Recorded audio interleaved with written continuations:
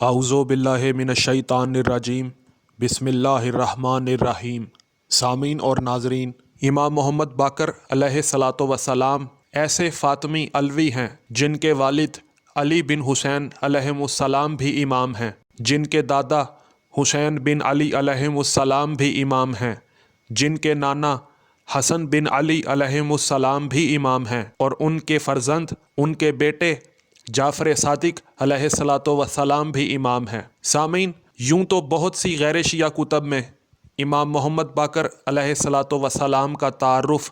उनके फ़ज़ाइल, उनके शुमाइल, उनके ख़साइल दर्ज हैं, लेकिन आज सिब्त इब्ने जोज़ी की किताब तज़किरतुल ख़वास से उनका तारुफ़ और फ़ज़ाइल पेश करने लगा हूँ। अगर आपके पास उर्दू तर्जमे वाली तज़किरतुल ख़वास है तो इसके सफ़ा नंबर 365 में हज़रत मोहम्मद बाकर अलैहिस्सलाम के बाब में लिखा है कि वो बुज़ुर्गवार अबू जाफ़र मोहम्मद बिन अली बिन हुसैन बिन अली बिन अबी तालिब हैं। उनकी वालदा उम्मे अब्दुल्ला हसन बिन अली अलैहिस्सलाम की बेटी हैं। आपको बाकर कसरत सजदा की वजह से कहा गया। सजदा ने आपकी पेशानी को, आपके माथे को, आपके फ़ोरहेड को नहायत कुशादा कर दिया था और वसी कर दिया था, और बाज़ के नज़दीक कसरत इल्म की वजह से आपको बाकर कहा गया है। और जोहरी ने कहा है कि तबकर बामायनी वुसात इल्मी है, और ये भी जोहरी ने कहा है कि मोहम्मद बिन अली बिन हुसैन को बाकिर वुसात इल्मी की बिना पर कहा गया, और शाकिर और हादी भी आपके अलकाब हैं। और सामीन, इब्ने साद ने कहा है कि हज़रत मोहम्मद यानी इमाम मोहम्मद बाकर अलैहिस्सलातु वस्सलाम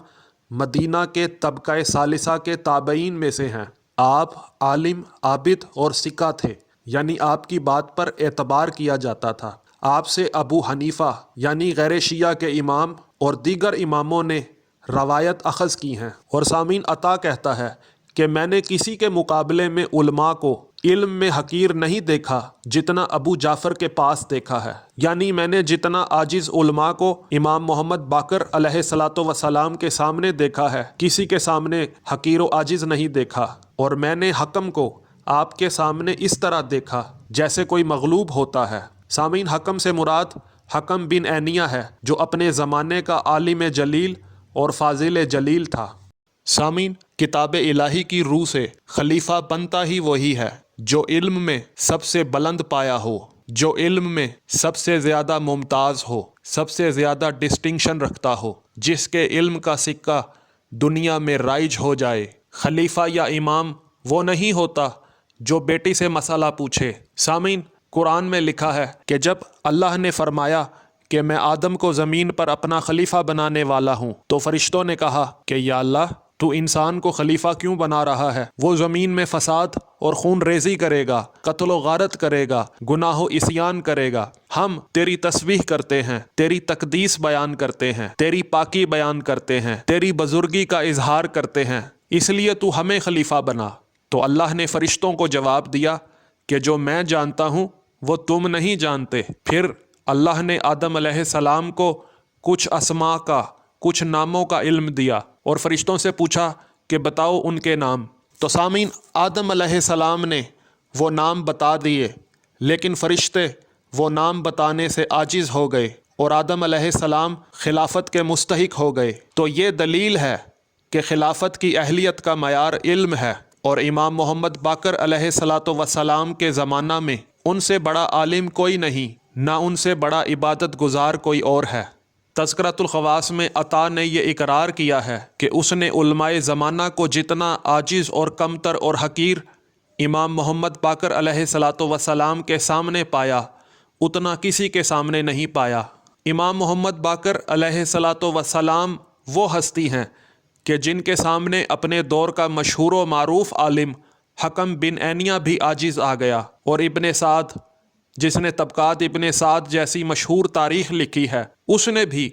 इमाम मोहम्मद बाकर अलैहिस्सलातु वस्सलाम के आलिम और आबिद होने का इकरार किया। और गैर शिया इमाम मसलन अबू हनीफ़ा, जिनकी फ़िक़ा पाकिस्तान में राइज है, उन्होंने भी इमाम मोहम्मद बाकर अलैहिस्सलातु वस्सलाम से रवायात अखज़ की हैं। तो इन तमाम रवायात से चंद बातें साबित हो गईं। अव्वल ये कि गैर शिया इमाम भी अल्लाह के मुंतखब करदा, अल्लाह के सिलेक्टेड इमाम मोहम्मद बाकर علیہ الصلاۃ والسلام کے علم کے محتاج تھے، اور دوسری بات یہ ثابت ہوئی کہ امام محمد باقر علیہ الصلاۃ والسلام کے دور میں تمام مشہور و معروف علماء کا امام محمد باقر علیہ الصلاۃ والسلام کے سامنے عاجز ہو جانا اس بات کی دلیل ہے کہ امام محمد باقر علیہ الصلاۃ والسلام اپنے دور کے سب سے بڑے عالم تھے۔ اسی لیے امام محمد باقر علیہ الصلاۃ والسلام اپنے دور میں امامت اور خلافت کے سب سے زیادہ اہل تھے، اور ان کے دور میں امیر المومنین یا خلیفہ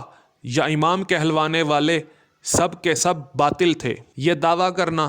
کہ فلاں بہت بڑا عالم تھا اس بات کی دلیل نہیں کہ فلاں واقعی بہت بڑا عالم تھا، کیونکہ دعویٰ دلیل کا محتاج ہوتا ہے۔ اس لیے دعوے دار کو چاہیے کہ اگر وہ کسی کو عالم کہتا ہے تو اس کے محیر العقول یعنی عقل کو حیران کر دینے والے علوم، اقوال، بیانات، حکایات، حقائق و معارف، اسرار و رموز دنیا کے سامنے پیش کرے۔ آج امام محمد باقر علیہ الصلاۃ والسلام کی لسان صدق سے صادر شدہ کلمات غیر شیعہ کتاب سے دکھانے لگا ہوں۔ تاریخ یعقوبی جلد 2 صفحہ نمبر 605 میں ابو عبداللہ جعفر بن محمد کی وفات اور اس کے علوم و معارف کے باب میں لکھا ہے کہ ابو عبداللہ جعفر بن محمد بن علی بن حسین بن ابی طالب نے 66 سال کی عمر میں مدینہ میں 148 ہجری میں وفات پائی، اور ان کی والدہ ام فروہ بنت قاسم بن محمد بن ابی بکر تھیں، اور وہ سب لوگوں سے بہتر اور اللہ کے دین کو سب سے زیادہ جاننے والا تھا۔ یعنی امام محمد باقر علیہ الصلاۃ والسلام اپنے زمانے میں اللہ کے دین کو سب سے زیادہ جاننے والا تھا، اور وہ ان صاحب علم لوگوں میں سے تھا جن سے لوگوں نے سماع کیا ہے، یعنی جن کو لوگوں نے سنا ہے،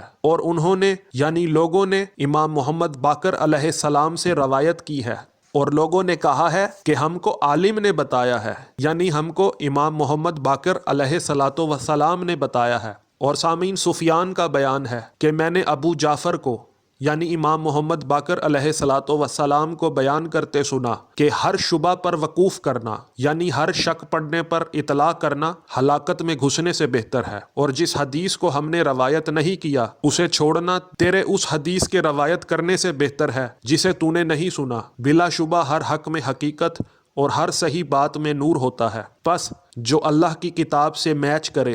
جو اللہ کی کتاب سے کومنسیوریٹ وتھ کرے اسے لے لو، اور جو اس کے خلاف ہو اسے چھوڑ دو۔ اور سامعین، امام محمد باقر علیہ الصلاۃ والسلام نے بیان کیا ہے کہ 3 اشخاص سے 3 لوگوں سے مہربانی کرنا واجب ہے۔ پہلا مالدار سے جو محتاج ہو گیا، دوسرا قوم کا عزت دار شخص جو ذلیل ہو گیا، اور تیسرا وہ عالم جس سے جہلا تلاعب کرتے ہیں، جس سے جہلا جھگڑا کرتے ہیں۔ اور امام محمد باقر علیہ الصلاۃ والسلام نے بیان کیا ہے کہ جسے اللہ تعالیٰ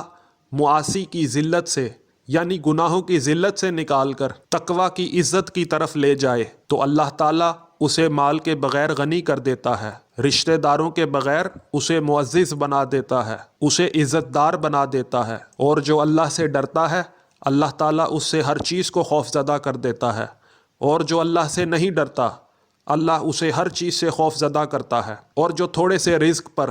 اللہ سے راضی ہو جاتا ہے وہ اس سے تھوڑے عمل پر راضی ہو جاتا ہے، اور جو طلب حلال سے نہیں رکتا اس کا خرچ کم ہو جاتا ہے اور اس کے اہل و عیال خوش ہو جاتے ہیں، اور جو دنیا سے بے رغبت ہو جائے، جو دنیا سے بے نیاز ہو جائے، اللہ اس کے دل میں حکمت کو جاگزیں کر دیتا ہے، یعنی حکمت اس کے دل میں ڈیرا ڈال لیتی ہے اور اس کی زبان کو امور دنیا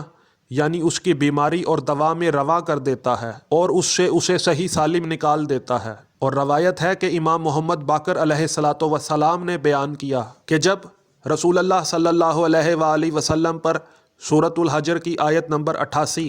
لا تمدنا عینیک الی ما متعنا بہ ازواجا منہم نازل ہوئی تو آپ صلی اللہ علیہ وآلہ وسلم نے فرمایا کہ جو رسول اللہ صلی اللہ علیہ وآلہ وسلم کی تسلی سے تسلی نہیں پاتا اس کا دل دنیا کی حسرتوں میں کٹ جاتا ہے،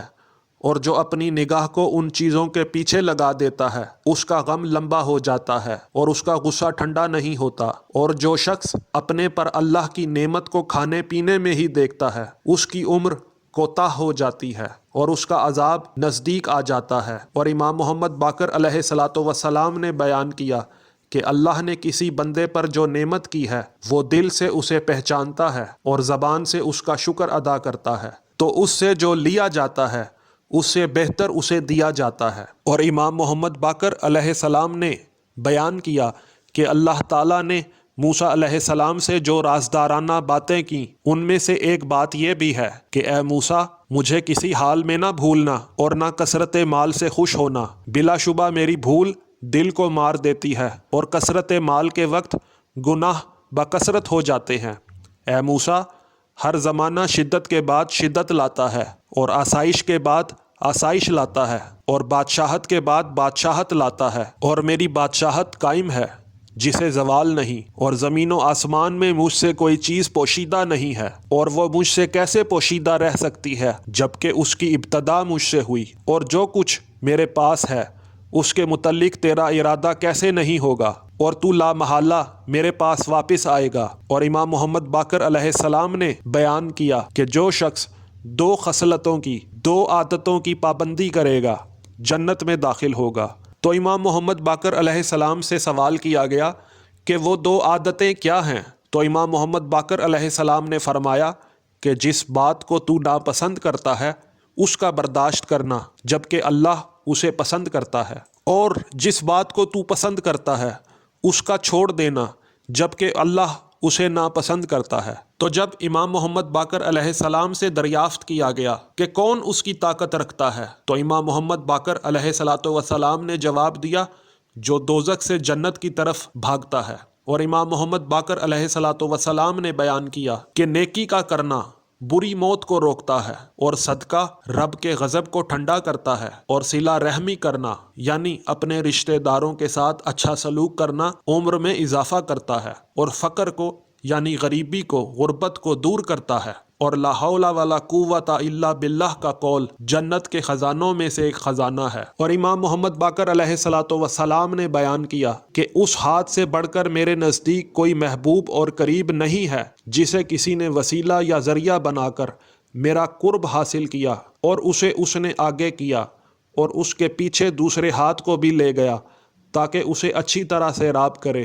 اور اس کی حفاظت کرے، اور جب وہ اواخر کو روکے گا تو اوائل کے شکر کی زبان کو قطع کر دے گا، اور میرا نفس پہلی ضرورت کے رد کرنے کو گوارا نہیں کرتا۔ اور امام محمد باقر علیہ الصلاۃ والسلام نے بیان کیا کہ اللہ تعالیٰ نے حضرت موسیٰ بن عمران کی طرف وحی کی کہ تو اپنے ہاتھ کو کوہنی تک اژدہا کے منہ میں داخل کر، یہ تیرے لیے سوال کرنے سے بہتر ہے جب تک کہ سوال کا موقع نہ ہو۔ اور امام محمد باقر علیہ الصلاۃ والسلام نے بیان کیا کہ 5 آدمیوں سے میل جول نہ رکھو۔ پہلا احمق سے، وہ تجھے فائدہ پہنچانا چاہے گا لیکن تجھے نقصان پہنچا دے گا، اور کذاب سے یعنی جھوٹے بندے سے، بلا شبہ اس کی گفتگو سراب کی مانند ہے،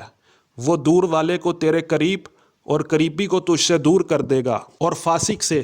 کہ وہ تجھے اپنے کھانے پینے کے بدلے میں فروخت کر دے گا، اور بخیل یعنی کنجوس سے کہ جب تجھے اس کی بہت ضرورت ہوگی تو وہ تجھے چھوڑ دے گا، اور بزدل سے وہ تجھے سپرد کر دے گا یعنی موت کے ہاتھ کے حوالے کر دے گا اور خود دیت لے لے گا۔ اور امام محمد باقر علیہ الصلاۃ والسلام نے بیان کیا کہ مومنین محبت کرتے ہیں اور ان سے محبت کی جاتی ہے اور ان کی قیام گاہ پر آیا جاتا ہے۔ اور امام محمد باقر علیہ السلام نے بیان کیا کہ جو تجھ سے 3 بار ناراض ہو اور تیرے متعلق بری بات نہ کہے اسے اپنا دوست بنا لے، اور جو چاہے کہ اس کے بھائی کی محبت اس کے لیے صاف ہو وہ نہ اس سے جھگڑا کرے اور نہ اس سے مقابلہ کرے اور نہ اس سے وعدہ کر کے وعدہ خلافی کرے۔